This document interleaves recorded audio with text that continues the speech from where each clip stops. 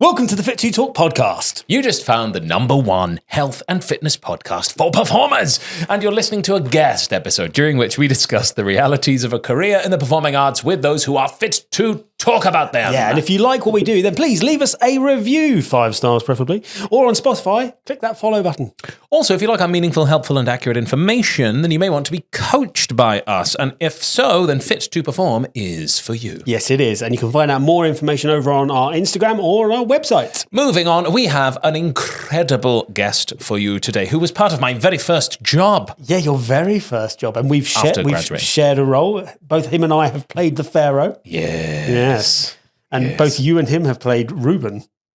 I saw on his CV as well. I didn't even know he'd played that. Yeah, it was on his CV. Yeah. Lol. Yeah, lols. Oh, to be fair, I think, this may be wrong, I believe that this isn't the Ken Wright part where... Isn't it? Yeah, it's a different... They named us different things. Yeah. But you've still both played Reuben? Based on height, yes. Based on height. Which is a lol. That's fantastic. But yeah, he's such a lovely guy, and it's such a great chat. Like, he talks about some amazing things to do with like nerves and like stage fright, which is really fascinating. But yeah, he's currently in Mamma Mia playing the role of Sam. Yes. It's a wild... Which we didn't mention at the time because it wasn't actually the case at the time of recording, but now at the time of listening, this is true. So go and see him do that. What else has he done, Bobby? Tell me more. Tell me more. He's also been in the Bodyguard musical, been in Joseph, as we've said already. He's been in Pressure out in Toronto, been in Blues Brothers, Approved, and also Friends, the musical. I remember asking about that. He played Ross. Did he? Yeah, I remember that so I could clearly see that. back in the day. Yeah. Played Friends. Has it been in Friends the musical? He's also does a lot of voiceovers. Done some amazing voiceovers. Please enjoy the lusciously lovely Luke Jasztal.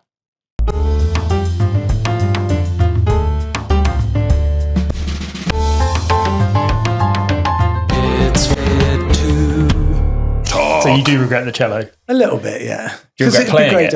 No, I don't regret. No, I regret not having the skill, but I don't regret having to learn it, carry it. I feel exactly the same. I was about piano because it would have been so useful. Yeah. And I learned for a bit. So like, if you give me half an hour, I can play 3 bars of the music that you give me. Yeah. But I learned as a kid, again, for a little while, but I used to hate it because I used to walk down from school via a church, and that's where the lessons were. So I used to have to sort of come up with excuses as to why I'm going into the church. Yeah. And then I'd go and do my lesson, and then I'd creep out in case hopefully no one was there to see me come out. So weird what you're embarrassed about as a kid, but it would be so good to have now. Yeah. And then you're like, my parents used to say the thing that people will like bully you for in school is the thing that makes you cool when you're older. I know. And I was like, to a certain extent, that is true. Yeah. But there are some exceptions. That is pretty true, though. Like, they're the things that make you cool and different. Yeah, absolutely. But I suppose there is still a subset of society that would be like, don't think music theatre is that cool. There's definitely a big... back in the day, though, there was a good collection of people that used to do it at my school. Yeah, all ranges, but I used to really enjoy it at school when before I ask you about that, because I'm just going to ask, would you be willing to try and tell us a lie during this episode of the podcast? Yes, I will. I will try. Fantastic. I feel like he's got one locked and loaded, ready to go. He's fully prepped. Using. I don't normally like lying, but on this occasion, but when requested, yes. It's if you're listening to this as your first episode, then we ask all our guests to try and slip in a lie during the podcast. And if you're listening along, which if you're hearing this, then you are, then hope so. At the end you'll have a moment to try and guess what you think that might be too. Bobby and I guess, and we have a distinctively below average success rate. Mm-hmm. Which I'm proud of. Yeah. We do try our best, and that's what matters. So let's jump back to school. Where was this school? So I grew up in a little town called Gisborough, near Middlesbrough. It was such a nice place to be brought up. My back garden was the North Yorkshire Moors, and I spend summers just going up to the forest and building dens and I'd watch a film like Teenage Mutant Ninja Turtles, and I'd be like, right, I'm going to be Donatello, and I'd get a big long stick, and I'd be up in the woods, and we'd be reenacting it. They were great days. That and sort of playing Championship Manager all the summers just flew by. Yes. I can't stress to you how much you've just touched on two things. So for me, I was in the woods with a stick, being Donatello. Donatello was by far the best. Yeah, why? Why By did you far choose the that? best, yeah. I don't know why a bow staff is cooler than any of the other things. It shouldn't be. But it just is. Like Leonardo should have been the coolest with the sword. It's because he thought he was the coolest. That's why he wasn't the coolest. Yeah. Fair. I just thought, really, you could show some tricks. Yeah, and you could actually use a stick in the forest. Yeah. Like a stick, you could chop down some branches. I can do some damage with this stick. I spent so much time doing exactly that thing. know. And then when he said Championship Manager, that I think was like Bobby's life. Yeah, that Championship Manager ruined my GCSEs, without a doubt. That and me sitting upstairs practicing my autograph over and over again is what ruined my GCSEs. Actually, that was more my A-levels, weirdly. But yeah. That stood you in good stead on that Joseph tour. Mate, every single time you come out of stage door, wasn't it? But also, do you remember we had to do like 100 and something posters every venue? That's right. What? So there'd be these posters waxed in the boys' dressing room, and you'd have to, I think they were for the children's choirs and for people, friends of the theatre and all this stuff. But it meant that there'd be like piles of these things, and through the week you'd be like, oh God, I haven't done my posters yet, and it's the last day. And you're like, it was a substantial time commitment. You're like, probably 45 minutes of just... I remember doing it like best wishes, Luke, Jasztal, Kiss, and then by the end it was like LJ. Yeah. Or a squiggle. If you made it a squiggle, this is so horrible. It was my first job. I didn't know what I was doing. If you made it a squiggle, then they didn't know who to be annoyed with. I know. Well, exactly. Yeah, good point. Yeah, like that's just a squiggle. No one knows whose signature. You're like, that's true. Wasn't me. Even now, we have to sign posters and show them in. I was doing part of that Act on This flea market, and I ended up getting loads of merch given to me, and I made everybody sign them. And I put them all on the stage and made all the cast come down and like 15 minutes earlier and do exactly that with Sharpies, go all the way through everything. It took like 15, 20 minutes for everyone to get through it all, putting their signatures on as quickly as possible. Wow. But they were good. They made a lot of money. It's tough, isn't it? Yeah. I love that market. When I was in town years and years and years ago, I did like the second ever version of that they'd done. I think it was called something slightly different at the time. But it was such a fun event. It's so good. No, I've never been. It's cool. You were like a big part of this one, right? This time it's the first time I've done it. I've never done it before, but I got involved with doing the Mamma Mia stall. And yeah, I mean, it's a big job to take on. I decided for some stupid reason, I'd try and do it all myself. I got a couple of people involved, but it was like owning a shop and opening a shop. But I loved it in the end. I couldn't believe how much we made for the charity and what people will buy. You know, we have a prop and I just got everyone to, like a prop newspaper that I use, and then I just got everybody to sign it. And we sold it for like 15 quid. And it's like, if we had 20 of them, you know, it's a decent amount of money straight away just for those. But it's so good that people will part with their money for such a great charity and buy stuff for a show that they love, you know. Well, I think there's two elements, aren't there? There is the fact that they get that thing, but there's also the fact that they know that the money is going to something good. Like if they just saw it on eBay, they might be less inclined to purchase that thing if it was just putting money in somebody else's pocket. But also you go, well, it's only going to cost me 15 quid and I will have a cool prop from a show that I love too. Yeah.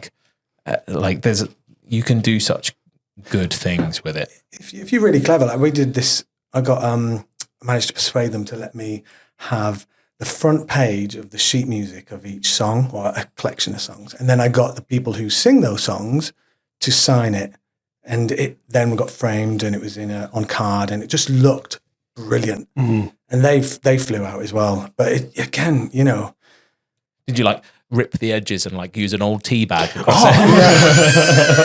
classic technique. No, honestly, they just look. I was like, if I want one of these, then other people are going to want one. So that's where I stood with it. I was like, these are going to go well. And we did. We sold them all. Also, I just think that's a cool.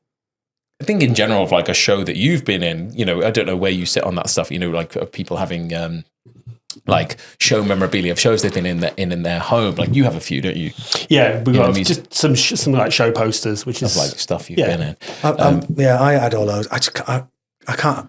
They're in the loft somewhere now. Yeah. I just, I used to have loads of programs, and now I threw them away one day, and I was just like, I never look at these. No. Yeah. I have once. I remember when I was throwing them away, I was looking through them. I was like, I know that guy. I worked with him now. Like 20 years later. But no, I just can't stuff. I haven't got room for all that stuff anymore. Even shows you've been in. Yeah. I've had a roll at Mamma Mia poster from the tour that's been signed by everybody in my boot of my car for about 2.5 years now. I'm just like, what am I going to do with this? This is the thing. I like my like West End debut show. I had a poster from it signed by everyone in the cast, and I was like, and it's big, right? And I was like, oh, this is going to be wicked. Yeah, but I don't want to put it on my wall. It's in my parents' house. It's not even in my house. Same for me. You're like, I haven't even got a loft. It's all my dad's loft. And they're like, you've still got that stuff here, and I'm like, yeah. Yeah. You coming to get that anytime soon? No. Yeah, I have that. Every 6 months I get that call. And they're like, my parents just told me they're going to move. What? So I was like, no. God. Where will I put my stuff? I have to move all my stuff. So let's jump right back then. You mentioned Gisborough, and we're in near Middlesbrough. Also Gisborough, legendary name for a place. You must have been, because I remember driving us round on tour in Mamma Mia, Joseph days. And I remember, didn't I take you to Roseby Topping? What is that? So it's this big mountain in the North Yorkshire Moors, right near where I lived. Anyway, it was just such a beautiful place to grow up. I was so lucky to have that in my youth. I think that's why it took me a long time to decide what I might want to do in my life. It wasn't until I was about 16, 17 when I was like, I think I want to be an actor. I did GCSE drama, and I did the school production, and that's when I was like, this is fun. This is what I want to do. And my dad and my parents were like, well, quite rightly, all right, Luke, if you want to do that, why don't you go to do your A-levels, but do them 3 general A-levels, so you've got something to fall back on. And he's right, but because of that age, because I wasn't really into maths, biology, and English literature, I didn't put the effort in I should have done. Like I said, I was just practicing my signature. And whenever my dad would come up the stairs, I'd be like, practicing, pretending I was revising. But I think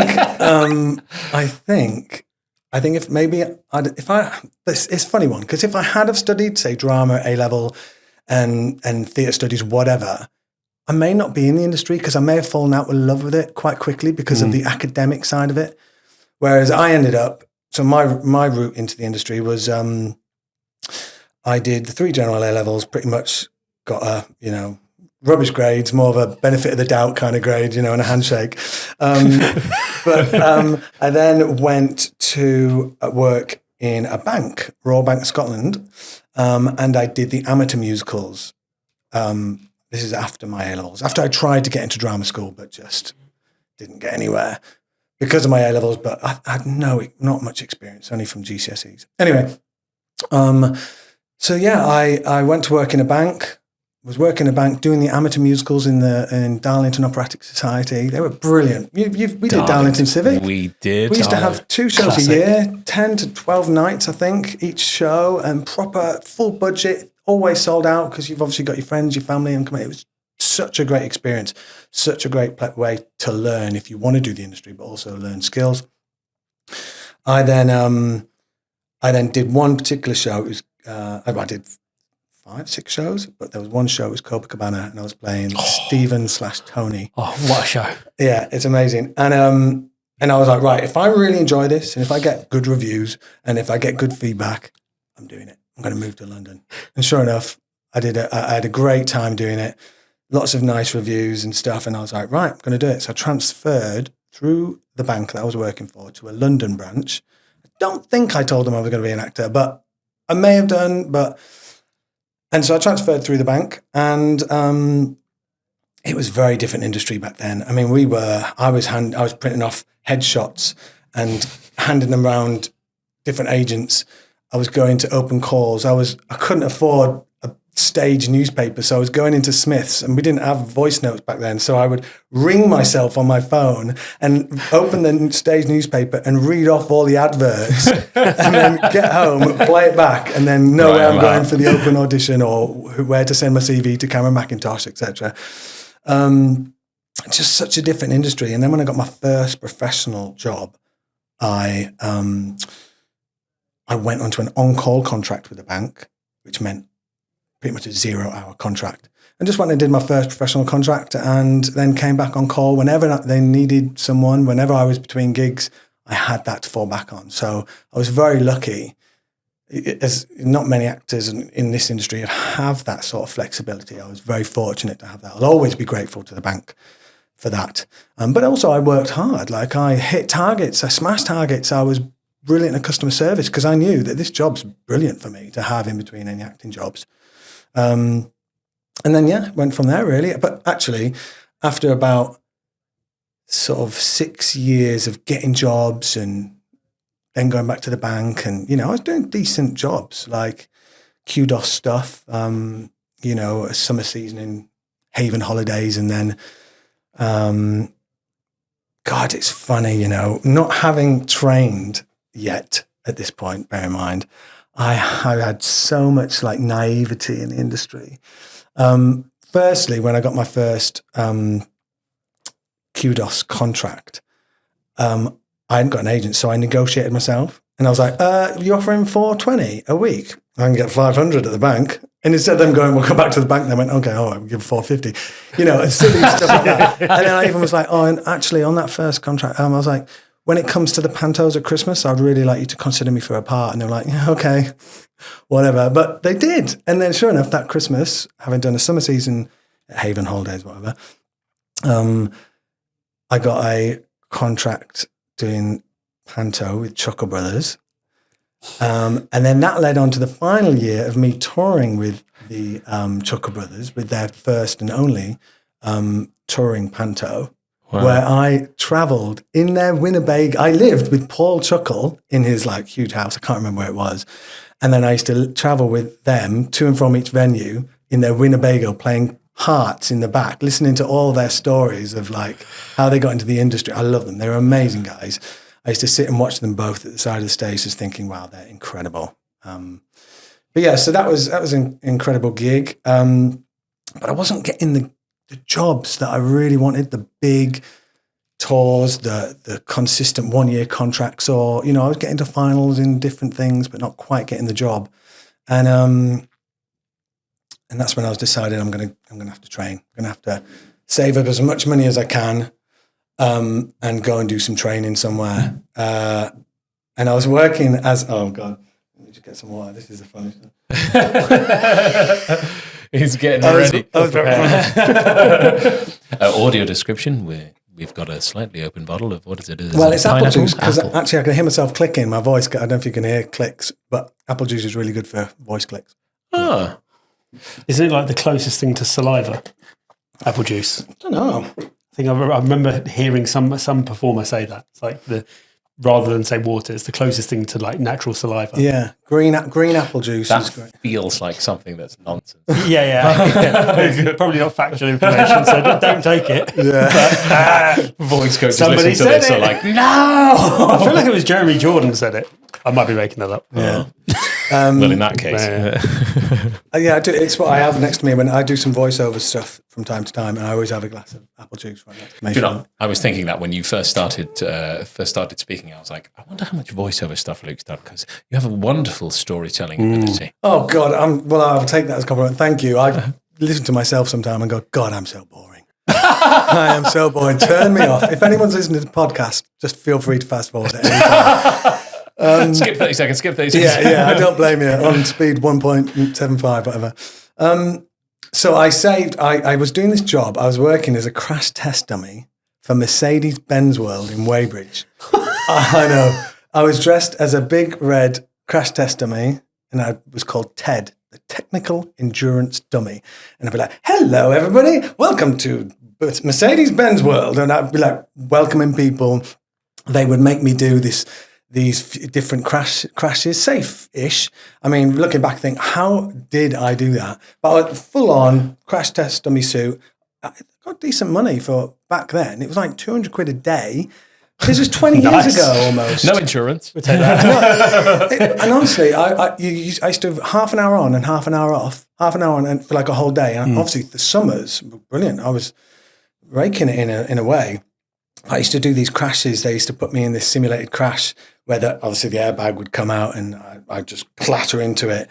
I mean, ridiculous looking back, but I used to do one or two of them a day. I think I used to have a bit of physio after a few of them. Not surprised. But you had the money to pay for it. That's what's important. I know. The main thing was me just welcoming people to the building, showing them around the cars, introducing the cinema, the program that's going to be at the cinema. There was this 3D experience and stuff. Anyway, that's what I did to save a bit of money. And luckily, I've got a very supportive, very, amazing parents that helped me to fund going to the Royal Academy for 1 year. I found that I was able to audition. An audition came up, went and auditioned, got the place, and I was just like, I've got to go here. It's Royal Academy of Music. It's prestigious. It's legendary. It's got royal in it. It's got royal in it. For God's sake. Again, I didn't have much knowledge of the different universities, the drama schools at the time, but I knew that was a good one. So yeah, I went there for a year. It was incredible. I mean, just walking around the building, hearing, violins, opera singers, just everything down the corridors. It was just an incredible place to train. And did 1 year there. And then from that, I did some decent gigs. I've done some gigs, like working Joseph. That's where we met.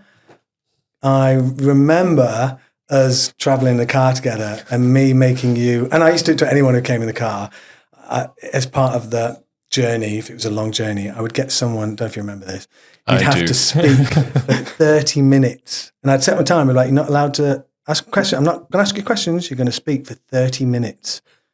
And then you'd have to just keep talking. I mean, you were quite good at it, if I remember right. But most people weren't. They would just, they would just talk about everything. And then at the end, we would ask them questions, whoever was in the car.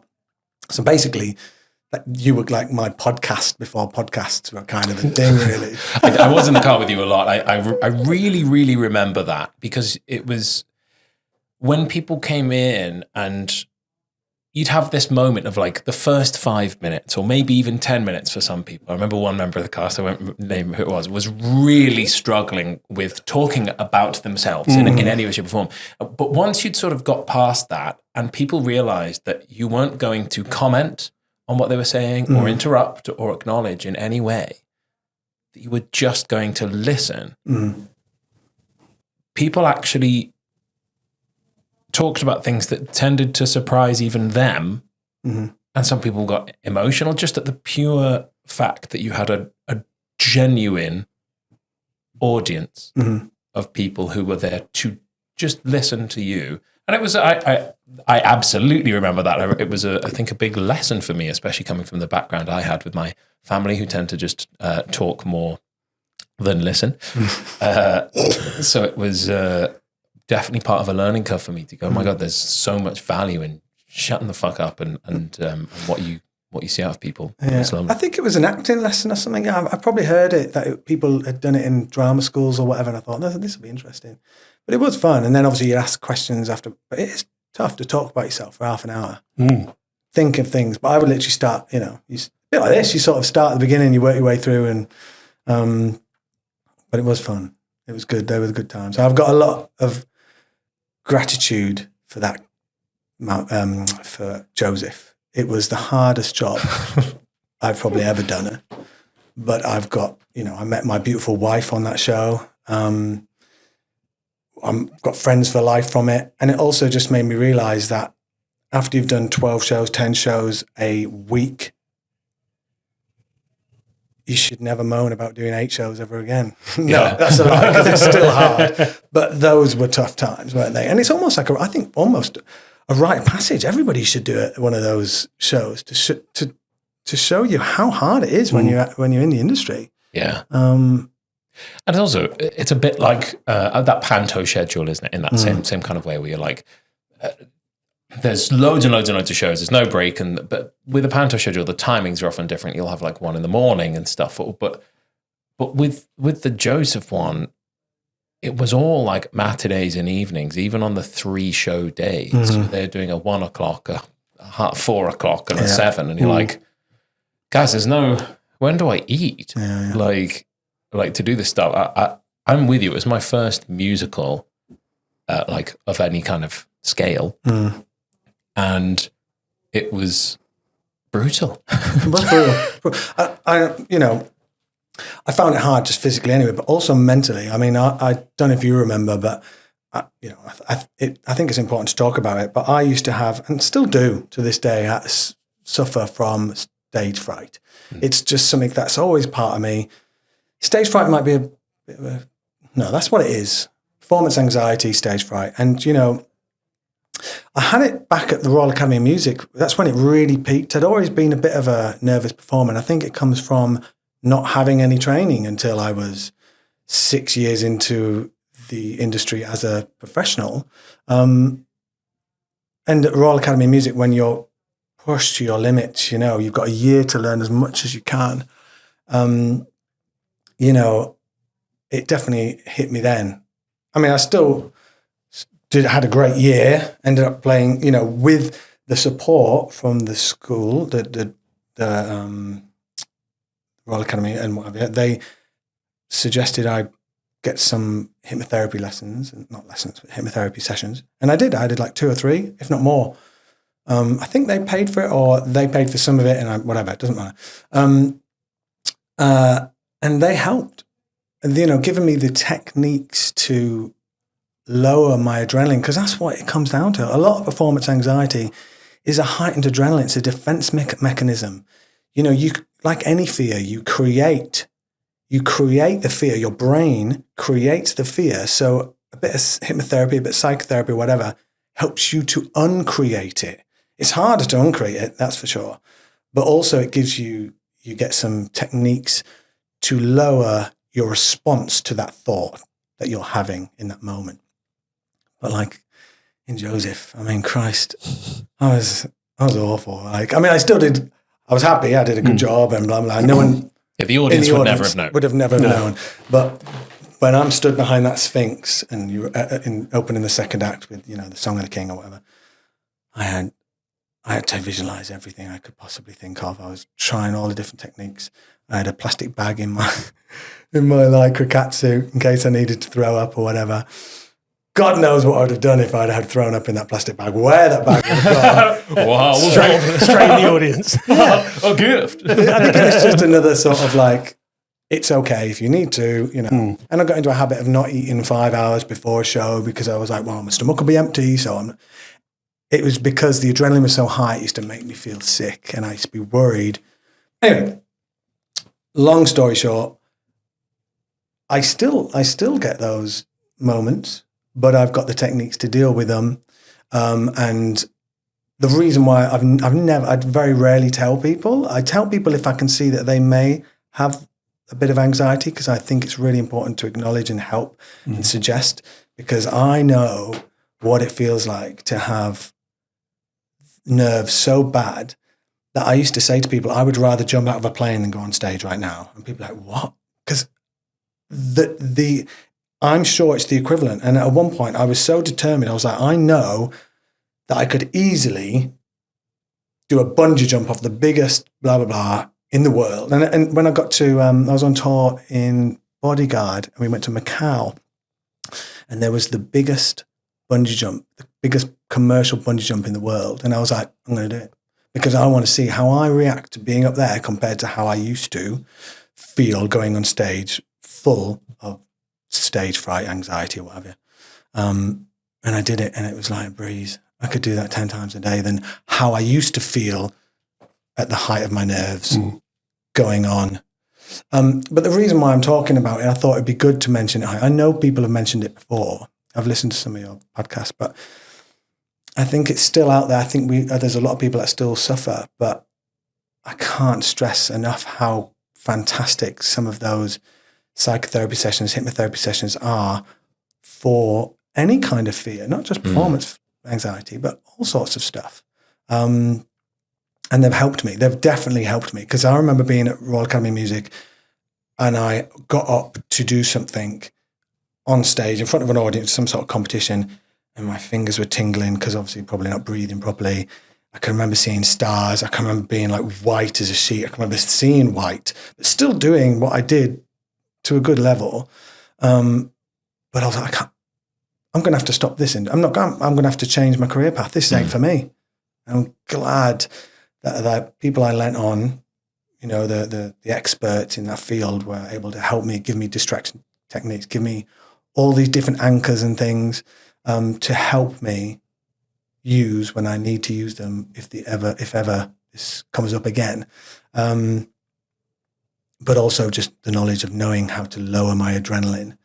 But yeah, I just think it's important to say, because it doesn't matter where you are, how successful you are. There'll be, Hollywood stars having the same thing. The best actors in the world will have their levels of anxiety at times.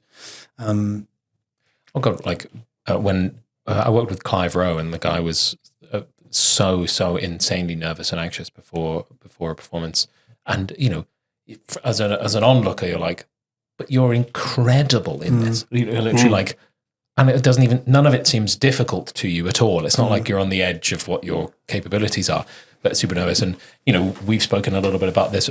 Personally, I have a similar experience when I'm auditioning. I'm fine when I'm in a show, and I don't know why.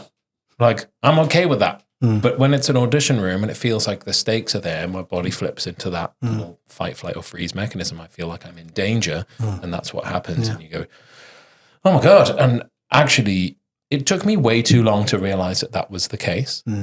Like a bizarrely long amount of time, actually, to go, oh, this happens every time. And it is affecting me in a really negative way. And only recently have I really managed to get a hold on that in a way that has been significant to go.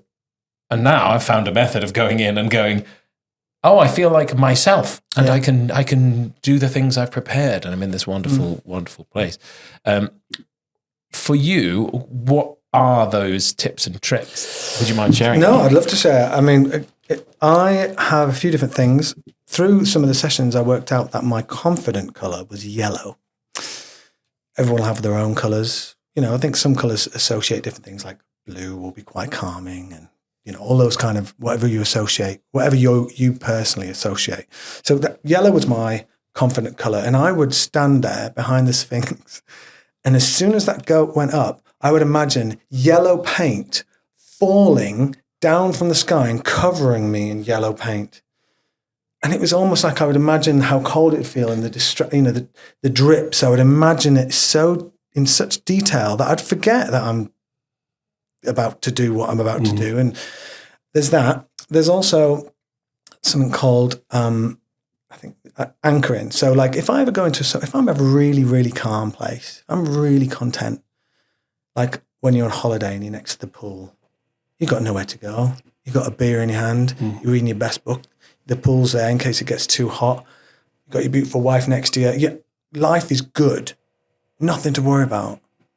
I'll push these two fingers together and I will upload onto this anchor. I think it's called an anchor. The feeling I'm feeling. And then I will be watching a TV program, eating some Maltesers or whatever. Again, really calm. And I'll anchor it. So that I'll keep doing that in different places. I've toured some amazing places with some of the gigs I've done around the world. And whenever there's an incredible view, I'll just stand there and I'll push these two fingers together and I will visualize everything. I will take in the smells, the smallest of details, the fly, the feeling of the air on me, all that sort of stuff. So that when I get a little bit nervous, I do that. And it's like opening up a filing cabinet of calm memories. And I can literally, they're all in my head suddenly, all the calm times and the beautiful scenery where I've got nothing to, it's a distraction, but also it's something that just lowers my adrenaline a little bit for me to just get on and do what I'm going to do. And then there's probably others, but the one I always lean into to tell people when it's too much. And I don't know if I made this up myself or someone once said it to me and then I've evolved it a bit. And you might have to beep this out. I don't know if you're allowed swearing on this, but it's okay. It's if you're just about to go on, I stand there and I stick my two fingers up and I push what's called the fuck it button. It's big, it's red, it's got white writing on it saying fuck it. And I push it and I stick two fingers up and then I walk on stage. And because it's like, what's the worst that can happen? No one's going to die. No, this is, and I can't remember who said this to me, but we are not saving lives, but we are entertaining those that do. Some of them, sometimes, or people that change, do really important jobs. They come to the theatre because they want to be taken, distracted and what have you.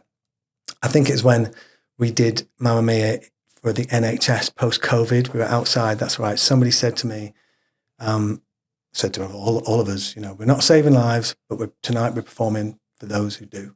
And I was thinking, that's a great thing to think, and just remember, this is just a play. We're just pretending, guys. And I'm talking to myself. I'm not talking to anyone else. This is me reminding myself, just put things in perspective. But sometimes it's so hard to do when you're really anxious. I particularly love the second one you mentioned, because I don't know if you ever did this when you were training at RAM, but that is a combination of emotional recall, which is Stanislavski, and Strasberg's sense memory that you've taken from a sort of out of its acting context just to use in your personal life for the purpose of performing in legit the exact same way that you would for a character. That's amazing. Yeah, see. It's very similar as an exercise to something that I would take students through in order to understand that. And some people are like that can't possibly work. And I'm like,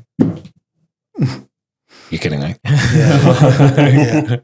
It is, you have to really go into detail as much as you can to layer that memory. It really helps. And I can imagine it can only help from an acting point of view. There's no reason why it can't. Like, it's got to. And as you say, the more often you do it, the more regularly you have that emotional sensation that is positive, and the more regularly you attach that to a sensation or feeling of whatever. For you, it's this. For other people, it could be an item or a color or whatever it might be. The stronger that gets. Because we've got a lifetime of not doing that. You've got a lot of information to overcome, but the power is there if you choose to do it. We were chatting about that a while ago with regards to, I think it was a clap I was referring to. Do you remember? Yeah.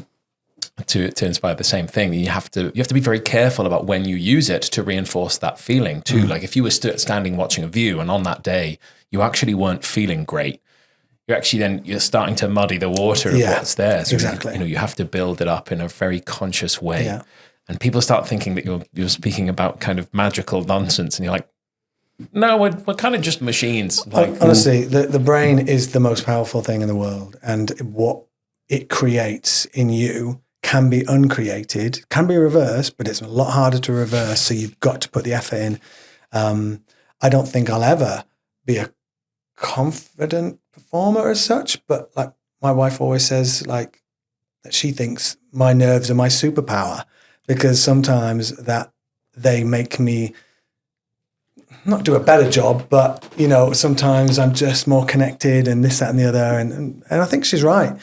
There are times where I've not been nervous and I may just be going on autopilot, or I may make mistakes maybe because you're so confident, so comfortable that you forget to, zone in. Yeah. Connect. When you were on as Harry, isn't the suit yellow? The picture of you I've seen. So is yellow? that's Sam. That's the character Sam Carmichael. There's an awesome picture I've seen you. I'm like, it's brilliant. I absolutely love it. Like I said, I still get a bit of nerves for sure. I get nervous, but the great thing about that gig is that I've been involved with Mamma Mia for quite a while, probably since 2018. We did this amazing international tour, and then long, right? No, actually, no, it was 9 months. Oh, okay. But it went in my head. That was a really long tour. Yeah, it was 9 months, and we went to some incredible places. I saw some wonderful things. Krakatoa. We went to an erupting Krakatoa volcano when we were in Jakarta, Hong Kong, and just Singapore. Incredible places. And then I didn't do the next tour. Then COVID happened. Then I went back after COVID, where we did this amazing outdoor venue in Leeds, a Harewood House, where they sold like squares of grass. It was like, I think we were the first to open up post-COVID as a production, that's for sure. And then we sold pieces of grass, this big MTV size stage with like the cameras and the screens showing what was happening on each side, and it was incredible. And then we went to Dubai, and then a little time off, then another year of Mamma Mia. So that was a long way of explaining. Even now, I may get a little bit nervous. I can always rely on the fact that, Luke, you've done this a lot of times now. You've only made a couple of little mistakes. And generally speaking, the audience wouldn't have noticed. And you're doing a good job. Just enjoy it. Don't go to that level that you used to go to, because you don't need to. Yeah. And that's what's a lot more relaxing for me these days. What is your actual role currently? Is you cover Sam as number one? Sam number one, Harry two, and then Bill. And I've had a few different combinations in different contracts. It just depends on what part was available. But yeah, I mean, that's the thing about being a cover. I'm sure a lot of people who are listening and people who've been on, it takes a certain kind of person to do that. You've got to be fully prepared, and you've got to also, I don't know if anyone still, maybe they do, maybe it's just me, but when I get that text in the morning, you're on, I'm like, okay, cool, that's fine. But there's still a moment, a fractional moment going, oh. Honestly, I did Matilda, and I was on as my covers for like multiple weeks on the trot. So I was like, because people were really, really ill. So it would be like 2 weeks in, and I'd get a text being like, yeah, still you. And I'd still, even though you're like, I'm set in this. You couldn't be more comfortable at that point. Like at that point, it was 20 months long. So you're like, I've been doing it on and off for that time period. Plus you do your work. So you're like, I'm ready. Yeah. And then you get a nice long run on it. I'm still like, oh! Well, there's a lot of responsibility. And also when you're a swing and a cover, you have to know so many different parts and keep them fresh in case you are thrown on, which is a buzz in itself. It's amazing. But also it's hard. It's hard. And I know people have said it before, but I genuinely believe it. The swings and understudies of this industry, they're all incredible, and they keep the show going. And there needs to be, in a way, a little bit more. I mean, it's started to change, hasn't it? They really are, Especially post-COVID. When people were like, it was really thrust into the spotlight for the public how much that was happening. Yeah. And maybe because of social media now too as well, you can see, you're like, oh, look, a third of this company has COVID. Mm-hmm. The show's still going on. Yeah. It probably shouldn't have been. But side note. A third of this company secretly has COVID. So you're like, hey, a whole bunch of this other stuff is going on. Yeah, it's a crazy job. But it's a wonderful, I just love it. I love it when there's loads of people on and things are different. And it's just so exciting. So you had this sort of lovely picturesque upbringing from Gisborne, in this wonderful place. We've done all these things and then, built a pretty credit-heavy career at this point. And then the West End debut came. So, realistically, before this West End debut for me, we were talking about moving back up north. My wife's family's from towards sort of Blackpool, Preston area, and we thought, you know what, let's just move back up north. And I was beginning to realise that maybe West End isn't going to happen, but I was very happy with what I'd done, even without the West End. I've done some incredible tours, had some amazing opportunities. So I had sort of said to myself, it's okay. Maybe it'll happen in 10, 20 years' time, again, there's no... and then it happened, and I was just like... look, COVID, I have a lot to thank COVID for.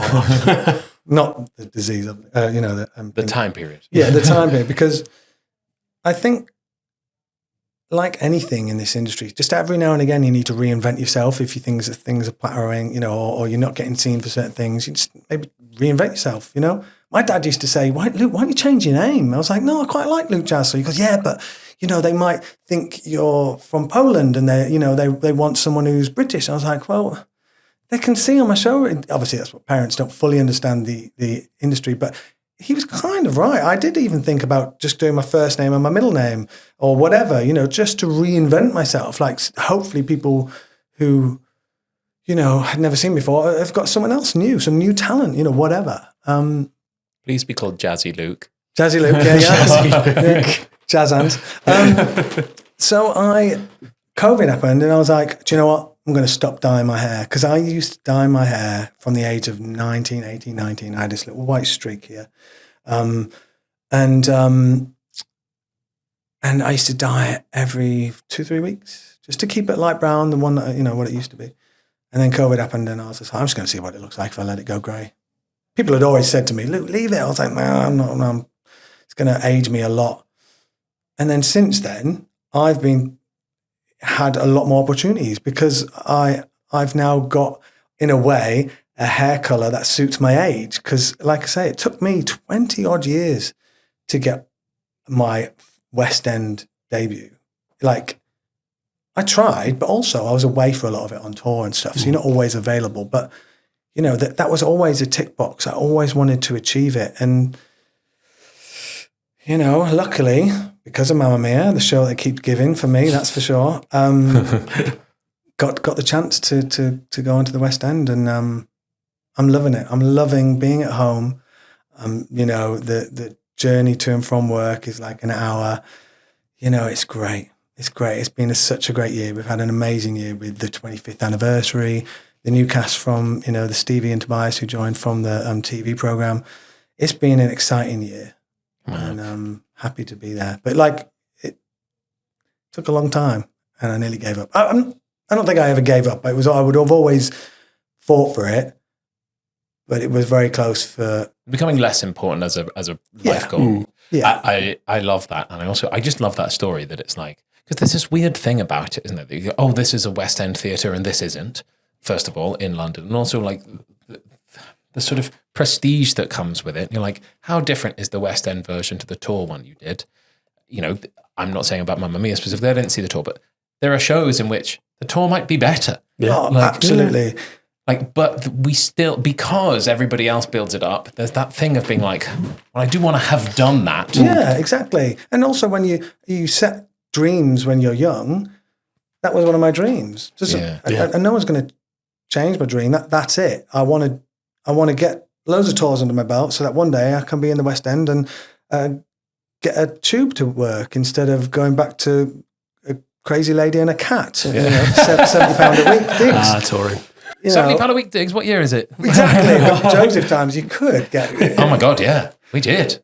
I mean, now, not so much. No, not at all. But that was a room in a house, and now I don't think anyone really likes to do rooms in a house. I mean, they do if you're on a budget and what have you, but there's nothing better than having your own digs when you're away on tour. Yeah. Oh my God, yeah. But the cost. If we can just jump back for a second, I mentioned this to you the other day, and I hope you don't mind me commenting on your appearance. I'm so glad you let your hair grow out. I don't think it ages you at all. And that's just personal opinion. I mean, it depends what you mean by age. If you thought you looked 16 before, then technically I think it does age you. But perhaps. Well, but you look fucking fantastic. I appreciate it, mate. I really do. I honestly, it kind of just puts me in a different bracket, like casting bracket. So you're even like, so let's go 5 years ago, I was 37.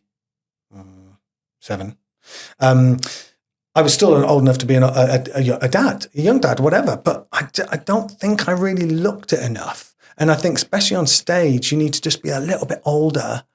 Anyway, all I'm saying is it's put me in a new casting bracket and I'm grateful for it. And I just hope the opportunities come my way, continue to come my way because of it. I guess there's that thing, isn't there, on stage where you've got people up to sort of 30-something playing 18-year-olds. So in order to play their dad, they're like, I guess there just needs to be something from 300 feet away that can be like, oh, that's the dad. Yeah. That's why I've got a beard. Yeah, quite. It genuinely is. You say it, but it stands you in good stead, doesn't it? Like, because not many people can grow a beard like that, and not many people in musical theatre tend to have a beard like that. Like, and if you could do anything that's going to be in your favour to get you in a room in the first place, like, why wouldn't you do it? Absolutely. And that's why, every now and again, you sort of should reinvent yourself if you feel like, and that's kind of what I thought I'd do. And I'm grateful for that time to let it grow out. Yeah. See what it looked like. There's so many credits on the list that I'm like, I want to talk about, but we don't have that much time. But I was looking at the accents you have listed on your spotlight. Who really can do the accent? I mean, Go on. There's some cracking ones on there. I did get rid of all the American ones just for the purposes of this, but I'm not going to ask you to do it. No, because that would be crazy. But what I want you to do is just tell me that if I asked you to do it, could you do it? Go on then. Belfast. I could, because I've got family in Belfast, so I would just Tick. Okay, tick. We got that one. Yeah. That's good. And go on. With a Mockney person stood here, Cockney. Again, I would ask a friend, just read that for me and let me, and I would mimic. And You'd be I on. could do a Cockney. Yeah. Cornwall. Well, I would just go generic, like down there, farmer, Pirate. Get a Generic little, pirate. Yeah. a little rescue. Again, like I do voiceovers, so like a lot of, every now and again just call for an accent, and there are so many resources out there to learn different accents. I've got CDs. I probably had them when we were, no, I don't know, maybe. No, but I've got CDs that I still have in my car. I've still got a CD player in my car of different accents that they tell you all, you learn all about the diphthongs and this, that, and the other. And however, as time goes on, there's less call for that now. You just need to be authentically you. Yeah. And now when I'm doing voiceovers, I am literally just doing my own voice. Or heightened version, or sometimes you have to do RP, which is obviously fine. But for games, quite often you do need a bit of a range, and that's good to try to be able to do different things in different accents.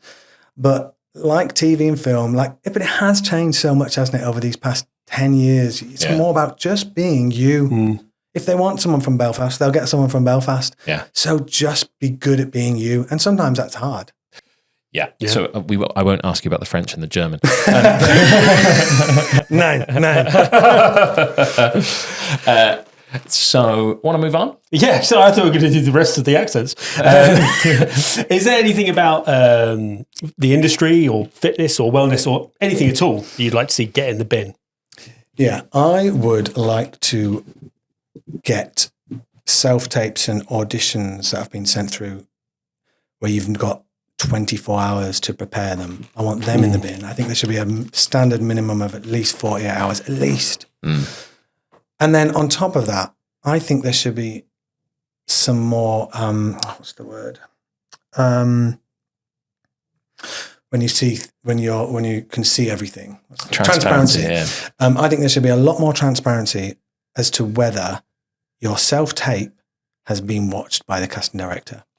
Because we go to so much effort, and I know casting directors know this. I know they know what effort we go to, but I just think this should be put on one particular platform, and we can see if it's been at least press play or how much of it was watched. I think we should be able to see how much of it's watched. Yeah, I feel like they switch it on for 5 seconds and go, nope.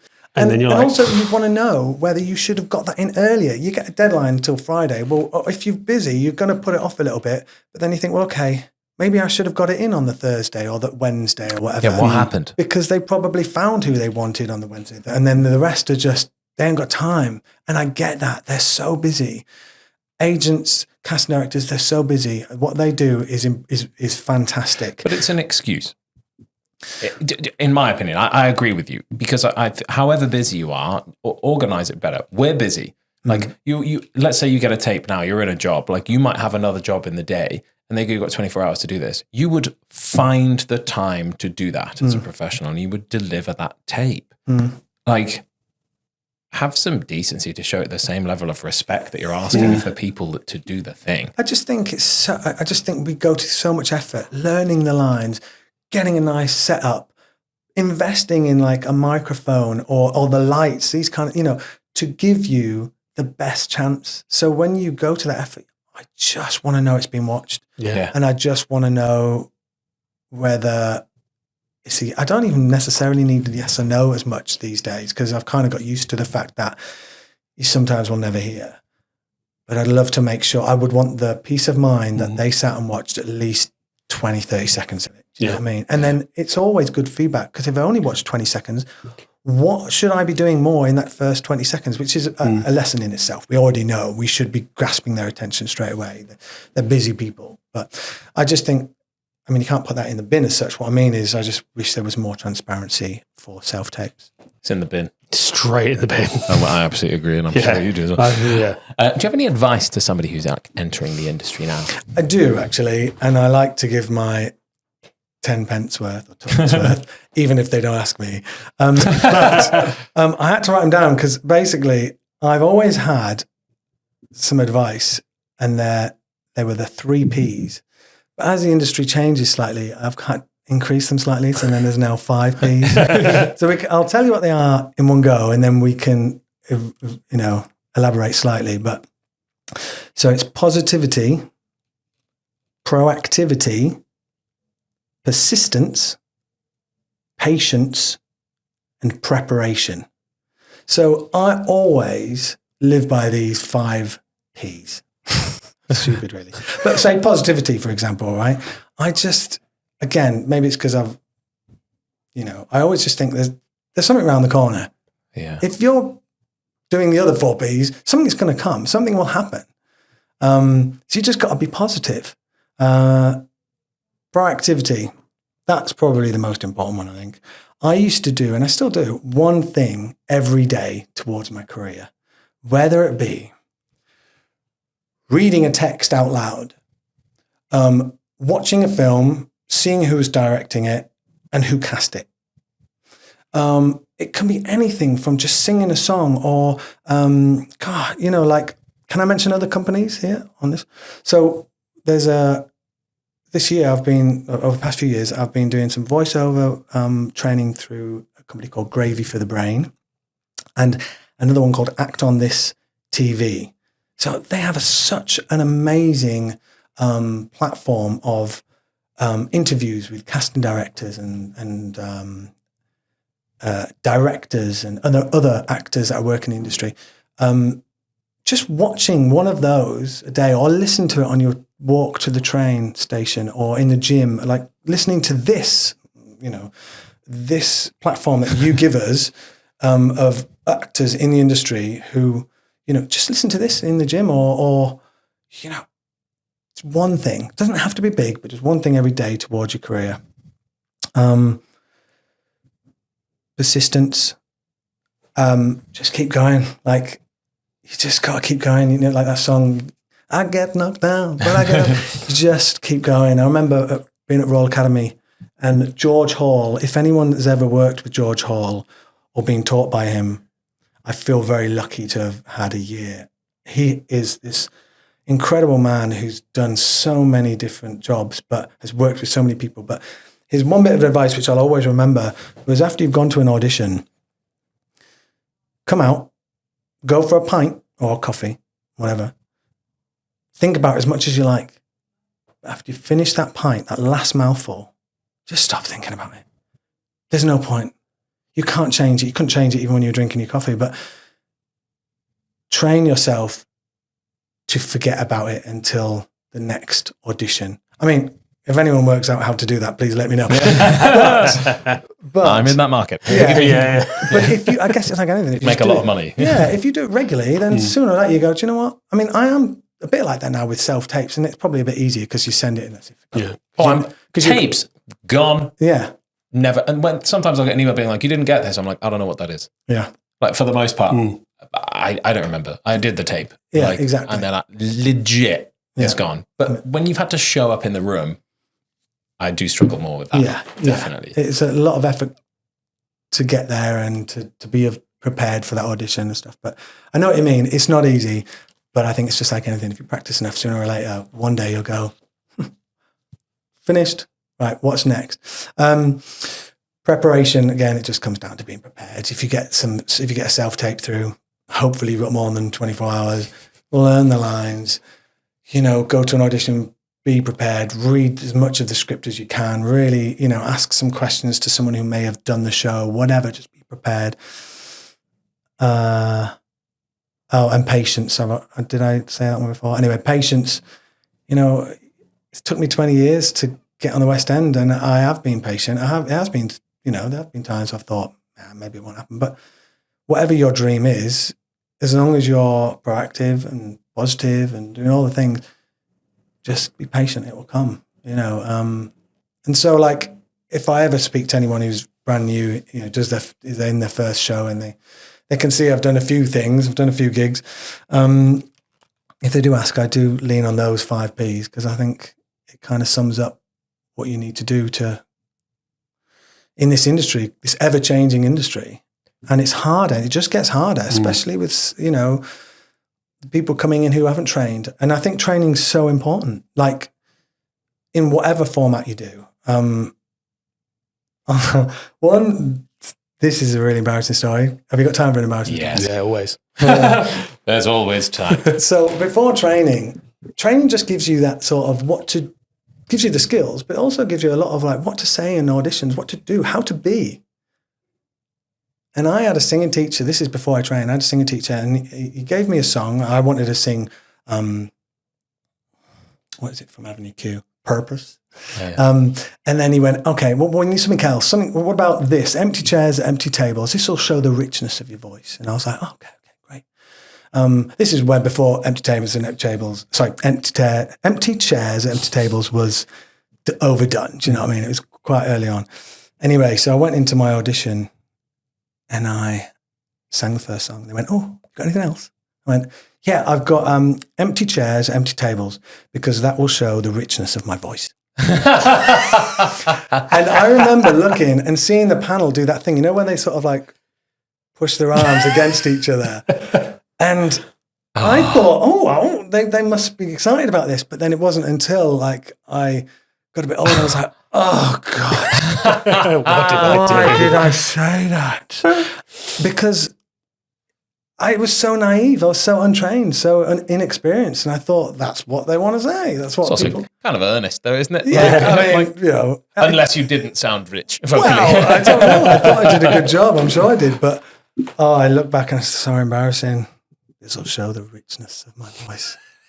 I love that. I'm such a fan. So I think training's really important in whatever format you choose, because it just teaches you how to be prepared for this industry, as these podcasts also help with.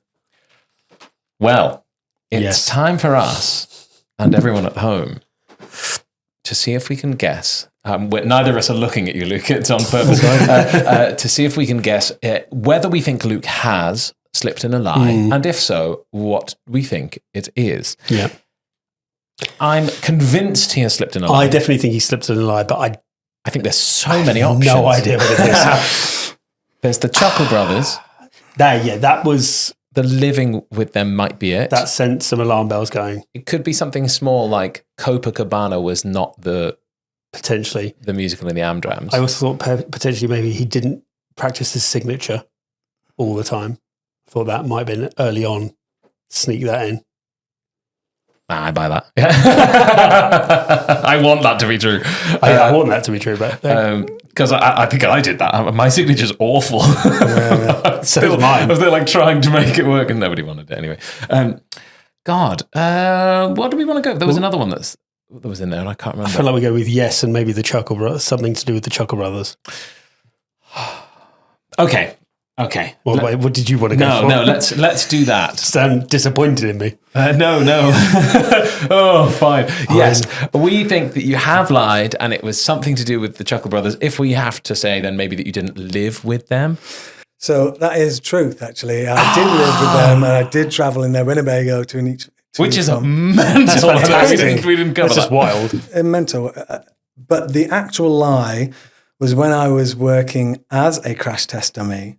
They put me in real accidents. I didn't really have to do accidents. I thought that was true because I was like, there's too much detail about like Weybridge. I did all that. That's all true. That felt true, and I was all of it's true. But I definitely didn't have real actual crashes.